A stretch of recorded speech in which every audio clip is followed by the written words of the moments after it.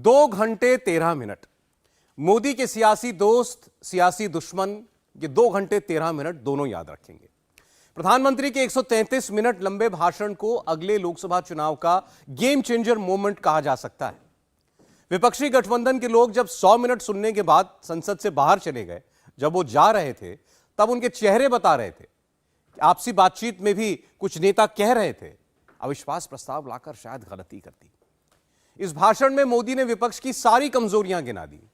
राहुल गांधी और गांधी खानदान पर तो नेहरू से लेकर राहुल गांधी तक पर आज उन्होंने जमकर वार किए। राहुल गांधी की स्पीच में संदर्भ नहीं होता, वो वन लाइनर्स की तरह बातें चिपकाने की कोशिश करते हैं। मोदी के भाषण में फैक्ट भी दिखा, संदर्भ भी दिखा, व्यंग भी था।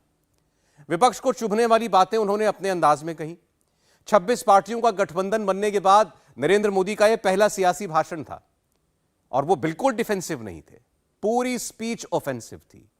लगता है विपक्ष के नेताओं ने जल्दबाजी में अपनी स्पीच लिखी और मोदी की तैयारी सब पर भारी पड़ गई। 3 दिन तक चलने वाली बहस में आप आम पब्लिक से पूछ लीजिए, लोगों को मोदी की बातें, मोदी की लाइनें, मोदी की स्पीच की हाइलाइट्स ही याद रह पाएंगी। ऐसा लग रहा है कि आज ही प्रधानमंत्री मोदी ने 2024 का चुनाव का पूरा खेल पलट कर रख दिया। मोदी की 133 मिनट की स्पीच की सारी बातें समझाते भी हैं, दिखाते भी हैं, वो नाम भी आपको बता देते हैं जिनके ऊपर मोदी की पूरी स्पीच केंद्रित रही। प्रधानमंत्री नरेंद्र मोदी 100 में से 100 नंबर से पास हो गए। देश का विश्वास मैं शब्दों में भी प्रकट करना चाहता हूं और देश का विश्वास है कि 2028 में आप जब अविश्वास प्रस्ताव लेके आएंगे तब ये देश पहले 3 में होगा। ये देश का विश्वास है। ये ईश्वर का ही आदेश था जब विपक्ष के मेरे साथी अविश्वास प्रस्ताव लेकर के आए। देश की संसद से फैसला हो गया। विपक्ष ने मोदी को बुलाया था, मोदी आए, मोदी छाए और अब प्रधानमंत्री का यह भाषण तीसरी बार राहुल गांधी को चुनाव हरा सकता है।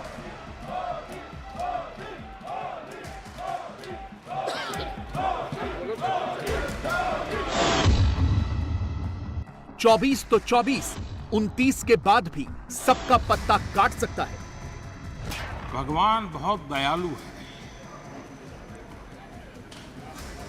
और भगवान की मर्जी होती है कि वो किसी न किसी के माध्यम से अपनी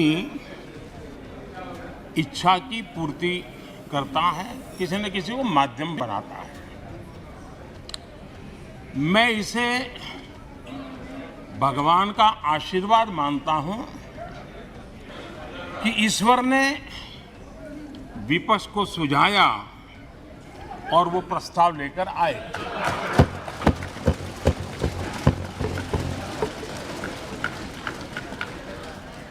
तो 2018 में भी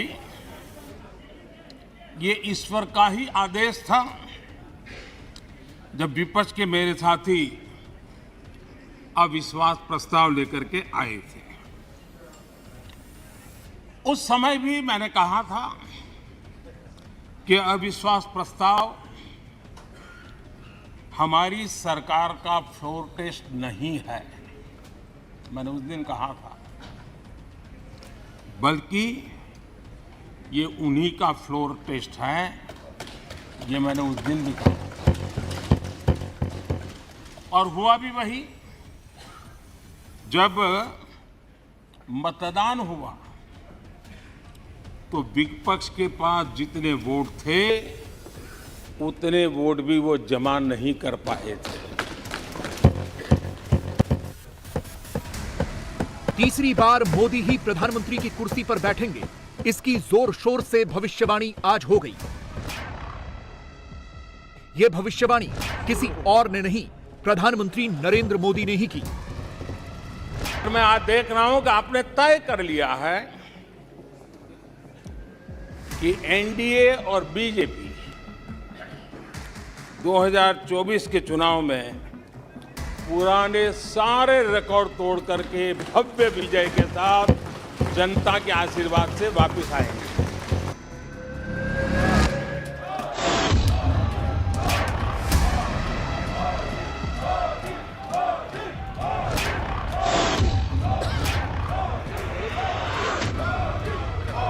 राहुल गांधी ने सोचा होगा मोदी को मजबूर कर देंगे, मोदी से बुलवा के ही रहेंगे, और मोदी ने कह दिया, ऐसा कहा कि प्रधानमंत्री के खिलाफ अविश्वास प्रस्ताव लाने वालों की सिट्टी पिट्टी गुम हो गई। आप झूठे तो अविश्वास प्रस्ताव पर झूठे, और अपने कट्टर भ्रष्ट साथी उनकी शर्त पर मजबूर होकर के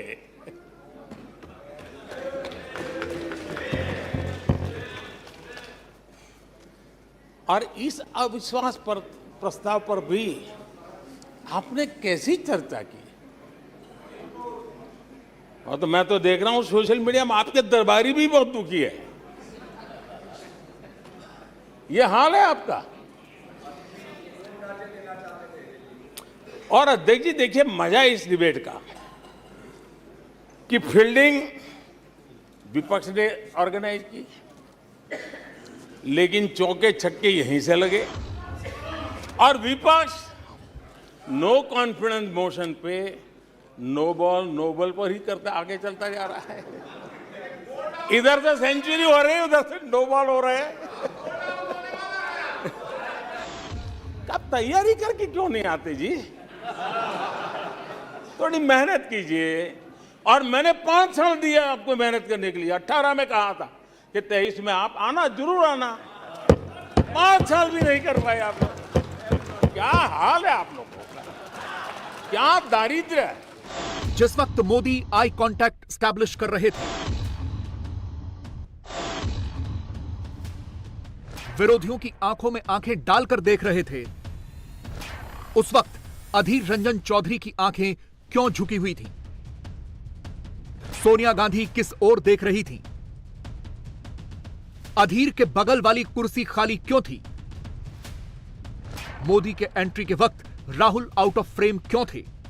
अधीर रंजन चौधरी के पीछे बैठे विरोधी मोदी को देखते ही इतने सदमे में क्यों चले गए? 3 दिन से भी यह मोदी नाम के तूफान के आने से पहले की आहट थी। एंटी मोदी मोर्चे को पता था, आज मोदी नहीं छोड़ेंगे, चुन चुनकर हिसाब बराबर करेंगे। पिछले 3 दिन से भी हमारे विपक्ष के साथियों ने जी भर करके, डिक्शनरी खोल खोल करके जितने अपशब्द मिलते हैं ले आए, जितने अपशब्दों का उपयोग कर सकते हैं भरपूर, पता नहीं कहां कहां से ले आते हैं। लेकिन अच्छा है, थोड़ा मन का गुबार उनका निकल गया होगा, थोड़ा मन हल्का हुआ होगा, इतने अपशब्द बोल दिए हैं तो। और वैसे तो ये लोग मुझे दिन रात कोसते रहते हैं, उनकी ये फितरत है। और उनके लिए तो सबसे प्रिय नारा क्या है? मोदी तेरी कब्र खुदेगी।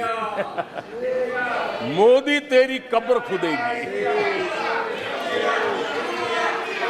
मोदी तेरी कब्र खुदेगी,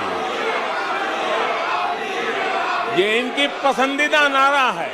इनकी ये गालियां, ये अपशब्द, ये अलोकतांत्रिक भाषा, मैं उसका भी टॉनिक बना देता हूं। हुआ भी बिल्कुल वैसा ही। मोदी ने विपक्ष के टारगेटेड अटैक का जबरदस्त काउंटर अटैक किया। हर मिनट, हर सेकंड मोदी के शब्दों वाले तीर सटीक निशाने पर जाकर लगे। जब हम सब जनता के पास गए तो जनता ने भी पूरी ताकत के साथ इनके लिए नो कॉन्फिडेंस घोषित कर दिया। और चुनाव में एनडीए को भी ज्यादा सीटें मिली और भाजपा को भी ज्यादा सीटें मिली।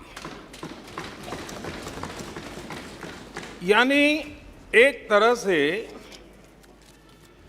विपक्ष का अविश्वास प्रस्ताव हमारे लिए शुभ होता है। लोकसभा में मोदी की एंट्री से पहले ही बीजेपी ने माहौल बनाना शुरू कर दिया। स्टे ट्यून्ड वाले टेक्स्ट के साथ पूरे विपक्ष को नर्वस कर दिया। मोदी का मैसेज क्लियर था, कोई भी विरोधी चिंता न करे, आज सबकी धुलाई होगी। एक ट्विटर वॉर कांग्रेस ने भी शुरू की। बस कुछ देर में वाला पोस्टर वायरल करा दिया। वो आ रहे हैं वाले कैप्शन के साथ अनाप शनाप फैलाना शुरू कर दिया। तरह तरह के पोस्टर बनाकर सोशल मीडिया पर घुमाने शुरू कर दिए। सिर्फ नाम का सहारा है। विरोधी खेमा पोस्टरबाजी में बिजी था। मोदी इंडिया गुट के सारे फेक नैरेटिव को पंक्चर करने की तैयारी के साथ अटैकिंग इनिंग के लिए रेडी थे। पूरी तैयारी के साथ लोकसभा में पहुंचे थे। जिन्हें सिर्फ नाम का सहारा है, उन्हीं के लिए कहा गया है, दूर युद्ध से भागते, दूर युद्ध से भागते, नाम रखा रणधीर। दूर युद्ध से भागते, नाम रखा रणधीर। भाग्य चंद की आज तक, भाग्य चंद की आज तक सोई है तकदीर। भाग्य चंद की आज तक सोई है तकदीर। इनकी मुसीबत ऐसी है कि खुद को जिंदा रखने के लिए, खुद को जिंदा रखने के लिए इनको एनडीए का ही सहारा लेना पड़ा है। खुद को जिंदा रखने के लिए इन्हें एनडीए का ही सहारा लेना पड़ा है। लेकिन आदत के मुताबिक घमंड का जो आई है ना, आई वो उनको छोड़ता नहीं है। एनडीए में 2 आई पिरो दिए, 2 घमंड के आई पिरो दिए। पहला आई 26 दलों का घमंड और दूसरा आई एक परिवार का घमंड। इंडिया के भी टुकड़े कर दिए। I dot, N dot, D dot, I dot. अभी हालात ऐसे हैं, इसलिए हाथों में हाथ। अभी हालात ऐसे हैं, इसलिए हाथों में हाथ। जहां हालात तो बदले, जहां हालात तो बदले, फिर छुरियां भी निकलेगी। मोदी की एंट्री से लेकर मोदी की 1.5 घंटे की स्पीच तक पूरा सदन लबालब भरा हुआ था। लेकिन राहुल गायब थे। वो पहले आए, फिर बाहर निकले और शाम 6:30 बजे के आसपास एक बार फिर सदन में दाखिल हुए। राहुल को लगा होगा कि मोदी उनका वेलकम करेंगे, बुधवार की स्पीच के लिए राहुल की तारीफ करेंगे। लेकिन राहुल को क्या पता था कि मोदी तो तगड़ी तैयारी करके आए थे। कल यहां दिल से बात करने की बात भी कही गई थी। उनके दिमाग के हाल को तो देश लंबे समय से जानता है, लेकिन अब उनके दिल का भी पता चल गया। और अध्यक्ष जी, इनका मोदी प्रेम तो इतना जबरदस्त है जी, 24 घंटे सपने में भी उनको मोदी आता है। मोदी अगर भाषण करते समय बीच में पानी पिए तो ये कहते हैं, अगर पानी भी पिया तो सीना तान के कहते, देखिए मोदी को पानी पिला दिया। अगर मैं गर्मी में कड़ी धूप में भी जनता जनार्दन के दर्शन के लिए चल पड़ता हूं। कभी पसीना पोंछता हूं तो कहते हैं देखिए मोदी को पसीना आ दिया। कांग्रेस की मुसीबत समझता हूं। बरसों से एक ही फेल्ड प्रोडक्ट उसको बार बार लॉन्च करते हैं। हर बार लॉन्चिंग फेल हो जाती है और अब उसका नतीजा ये हुआ है मतदाताओं के प्रति उनकी नफरत भी सातवें आसमान पर पहुंच गई है। उनका लॉन्चिंग फेल होता है, नफरत जनता पे करते हैं। लेकिन पीआर वाले प्रचार क्या करते हैं? मोहब्बत की दुकान का प्रचार करते हैं, इकोसिटी में लग पड़ती है। इसलिए देश की जनता भी कह रही है ये है लूट की दुकान, ये है लूट की दुकान, झूठ का बाजार। ये है लूट की दुकान, झूठ का बाजार। इसमें नफरत है, घोटाले हैं, तुष्टीकरण है, मन काले हैं।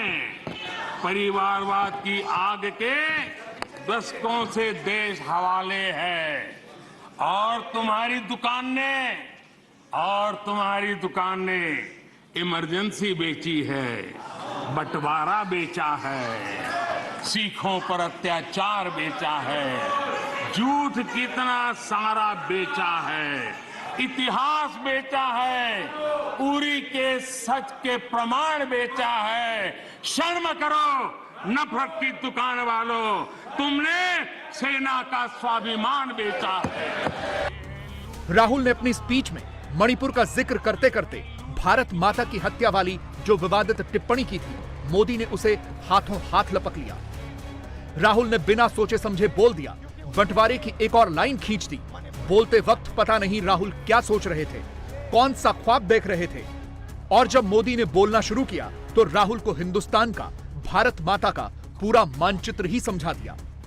लेकिन मोदी इस विषय पर राहुल का सामान्य ज्ञान बढ़ाते उससे पहले ही पूरा का पूरा विपक्ष वहां से रफू चक्कर हो गया, मोदी की स्पीच का ही बॉयकॉट कर दिया।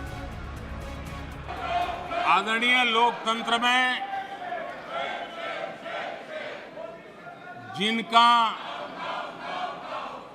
भरोसा नहीं होता है वो सुनाने के लिए तो तैयार होते हैं, लेकिन सुनने का धैर्य नहीं होता है।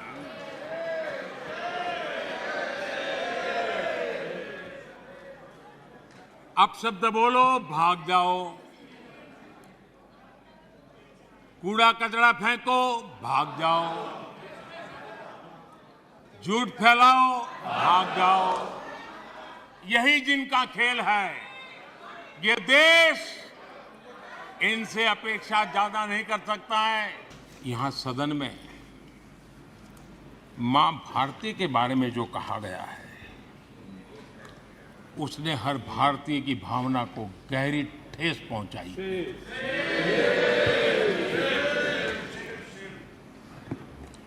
अध्यक्ष जी, पता नहीं मुझे क्या हो गया है। सत्ता के बिना ऐसा हाल किसी का हो जाता है। सत्ता सुख के बिना जी नहीं सकते। और क्या क्या भाषा बोल रहे हैं। आदरणीय अध्यक्ष जी, पता नहीं क्यों कुछ लोगों को भारत मां की मृत्यु की कामना करते नजर आ रहे हैं। इससे बड़ा दुर्भाग्य क्या है। ये वो लोग हैं जो कभी लोकतंत्र की हत्या की बात करते हैं, कभी संविधान की हत्या की बात करते हैं। दरअसल जो इनके मन में है वही उनके कृतित्व में सामने आ जाता है। मैं जरा इनको, जहां भी हो, जरा मेरा सवाल अगल बगल में बैठे हुए को जवाब दे। ये जो बाहर गए ना, उनको जरा पूछें कि कच्छ तीवू क्या है। कोई पूछे इनको कच्छ तीवू क्या है। इतनी बड़ी बातें करते हैं ना, आज मैं बताना चाहता हूं ये कच्छ तीवू क्या है और ये कच्छ तीवू कहां आया, जरा उनको पूछ लीजिए। इतनी बड़ी बातें लिख करके देश को गुमराह करने का प्रयास कर रहे हैं। और ये डीएमके वाले, उनकी सरकार, उनके मुख्यमंत्री मुझे चिट्ठी लिखते हैं, अभी भी लिखते हैं और कहते हैं मोदी जी कच्छ तीवू वापस ले आइए। एक कच्छ तीवू है क्या, किसने किया? तमिलनाडु से आगे श्रीलंका के पहले एक टापू किसने किसी दूसरे देश को दे दिया था। कब दिया था, कहां गई थी? क्या ये भारत माता नहीं थी वहां? क्या वो मां भारती का अंग नहीं था? और इसको भी आपने तोड़ा। और कौन था उस समय? श्रीमती इंदिरा गांधी के नेतृत्व में हुआ था।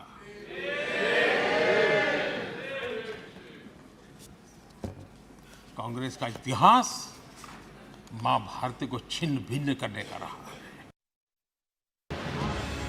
जिस वक्त प्रधानमंत्री मोदी मणिपुर पर अपनी बात कह रहे थे, उस वक्त कांग्रेस का इकोसिस्टम यह फैलाने में बिजी था कि मोदी ने मणिपुर का मां तक नहीं बोला, बाकी सारी बातें की। पूरा नैरेटिव यह बनाया गया कि मोदी ने इतने घंटे, इतने मिनट की स्पीच दी, मणिपुर पर एक शब्द नहीं कहा। लेकिन जब मोदी ने मणिपुर पर विपक्ष के एजेंडे की पोल खोलनी शुरू की, तो पूरा विपक्ष एक एक करके भाग खड़ा हुआ। इससे आप अंदाजा लगा सकते हैं कि मणिपुर पर इंडिया गुट का हंगामा सिर्फ और सिर्फ लोगों को गुमराह करना था, मोदी के खिलाफ माहौल बनाना था और कुछ नहीं।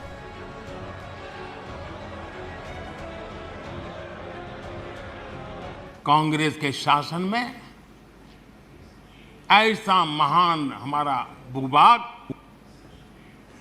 अलगाव की आग में बलि चढ़ गया था।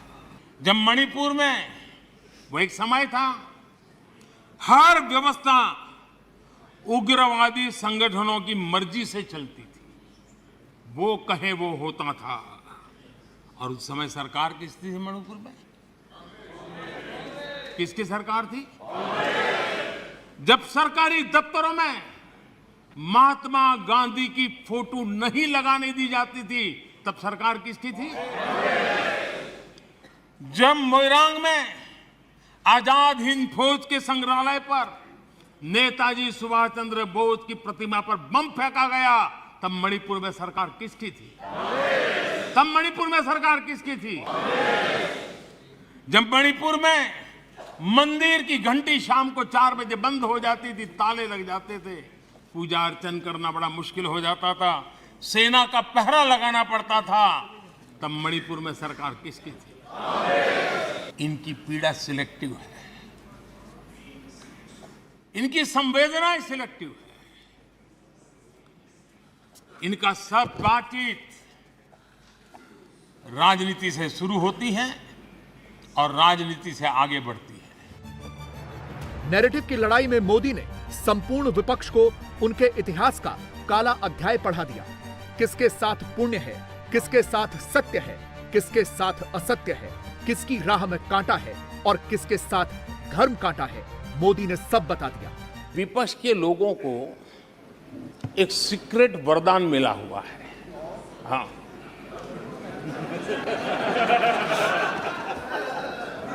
सीक्रेट वरदान मिला हुआ है जी। और वरदान ये कि ये लोग जिसका बुरा चाहेंगे उसका भलाई ही होगा। एक उदाहरण तो आप देखिए, मौजूद है। 20 साल हो गए, क्या कुछ नहीं हुआ, क्या कुछ नहीं किया गया, लेकिन भलाई होता गया।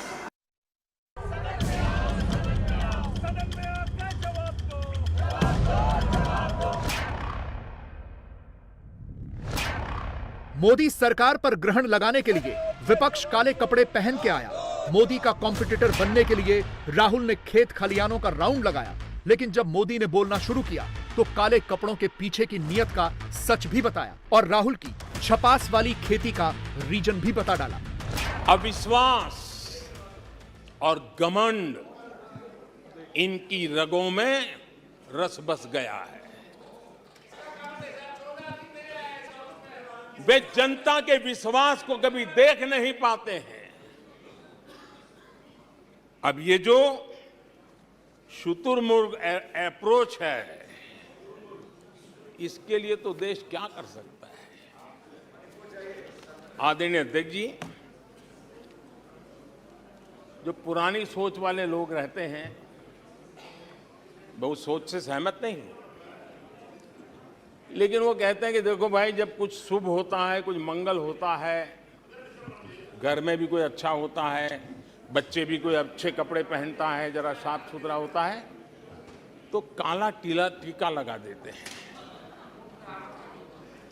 आज देश का जो मंगल हो रहा है चारों तरफ, देश की जो चारों तरफ वाहवाही हो रही है, देश का जो जय जयकार हो रहा है, तो मैं आपका धन्यवाद करता हूं कि काले टीके के रूप में, काले कपड़े में निकल के सदन में आकर के आपने इस मंगल को भी सुरक्षित करने का काम किया है।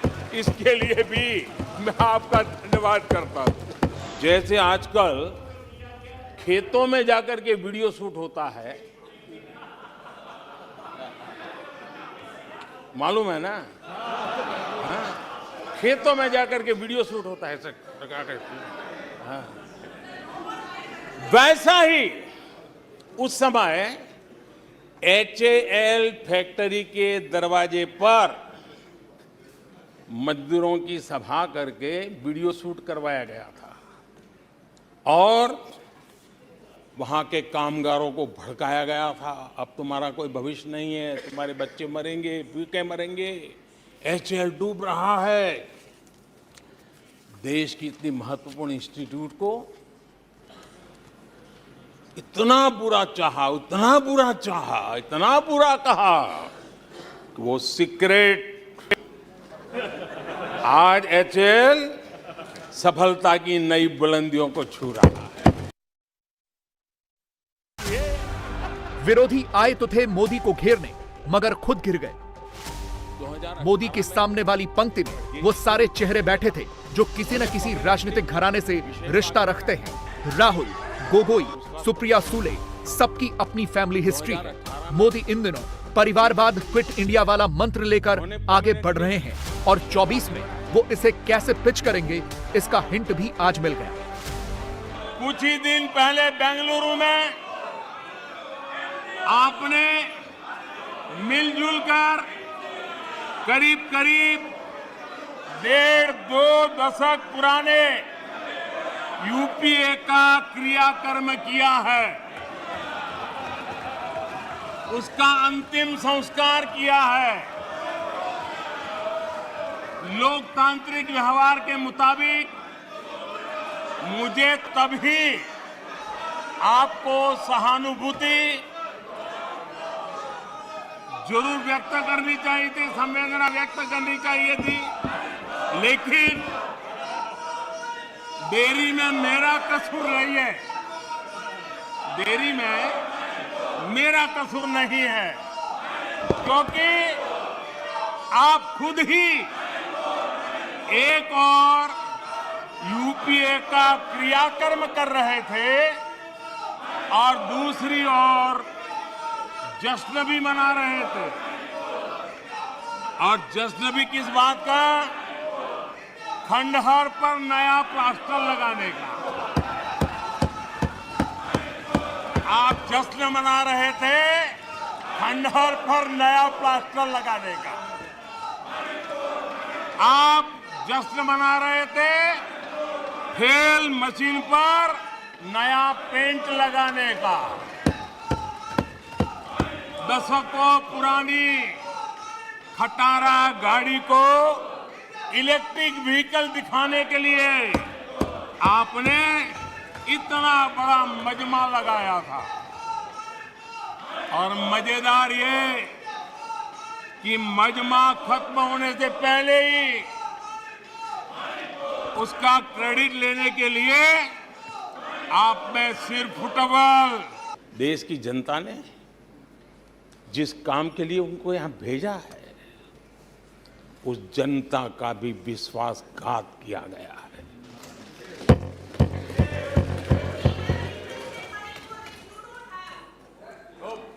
विपक्ष के कुछ दलों के लिए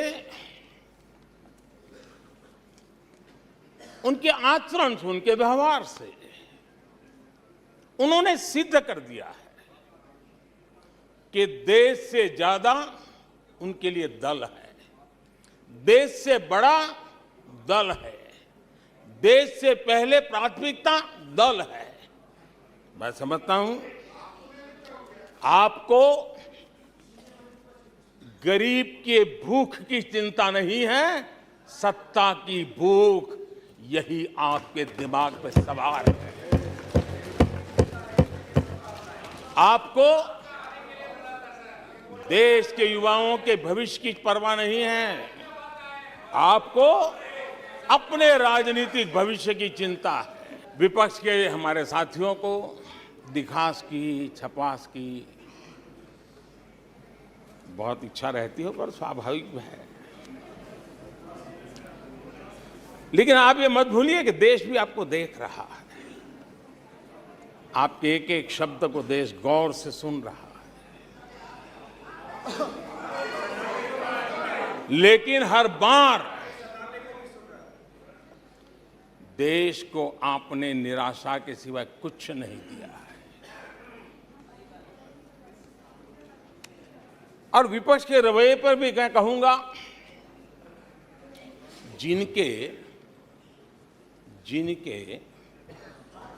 खुद के बही खाते बिगड़े हुए हैं, जिनके बही खाते खुद के बिगड़े हुए हैं, वो भी हमसे हमारा हिसाब लिए फिरते हैं।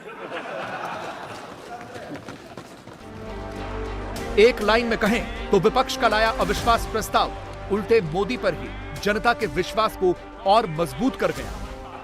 कांग्रेस अपने घमंड से इतनी चूर हो गई है, इतनी भर गई है कि उसको जमीन दिखाई तक देती नहीं है। Congress no confidence. तमिलनाडु के लोग कह रहे हैं कांग्रेस, पश्चिम बंगाल में उन्हें आखिरी बार जीत 1972 में मिली थी। पश्चिम बंगाल के लोग 51 सालों से कह रहे हैं कांग्रेस, कांग्रेस।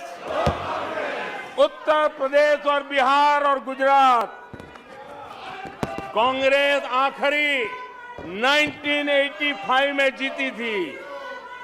पिछले 38 वर्षों से वहां के लोगों ने कांग्रेस को कहा है, वहां के लोगों ने कांग्रेस को कहा है। त्रिपुरा में उन्हें आखिरी बार 1988 में जीत मिली थी। 35 वर्षों से त्रिपुरा के लोग कांग्रेस को कह रहे हैं कांग्रेस, कांग्रेस। ओडिशा में कांग्रेस को आखिरी बार 1995 में जीत नसीब हुई थी। यानी ओडिशा में भी 28 वर्षों से कांग्रेस को एक ही जवाब दे रहा है। उड़ीसा कह रहा है नो कॉन्फिडेंस, कांग्रेस। मोदी ने चुन चुनकर हर विरोधी के इतिहास के वो पन्ने खोल डाले जो 24 ही नहीं 29 तक की लकीर खींच चुके हैं। और अगले अविश्वास प्रस्ताव के लिए मोदी अभी से विपक्ष को इनविटेशन भेज चुके हैं। सदन के नेता के नाते मैंने 2018 में उनको काम दिया था कि 2023 में आप अविश्वास प्रस्ताव लेकर, और मेरी बात मानी उन्होंने।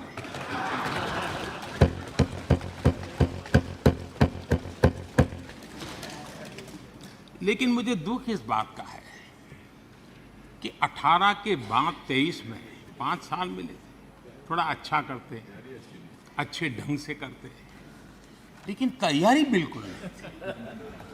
कोई इनोवेशन नहीं था, कोई क्रिएटिविटी नहीं थी, न मुद्दे खोज पा रहे थे। पता नहीं ये देश को इन्होंने बहुत निराश किया है राष्ट्र। चलिए कोई बात नहीं, 2028 में हम फिर से मौका देंगे।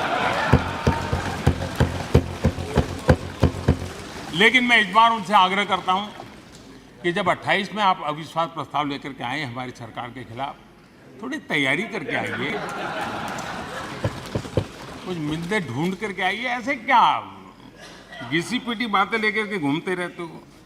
और देश की जनता को थोड़ा विश्वास इतना मेरे से कि चलो भाई आप विपक्ष के भी योग्य हो, इतना तो करो। इंडिया टीवी हर वक्त हर जगह डाउनलोड करने के लिए सर्च करें India TV news Google play store या ऐप स्टोर पर।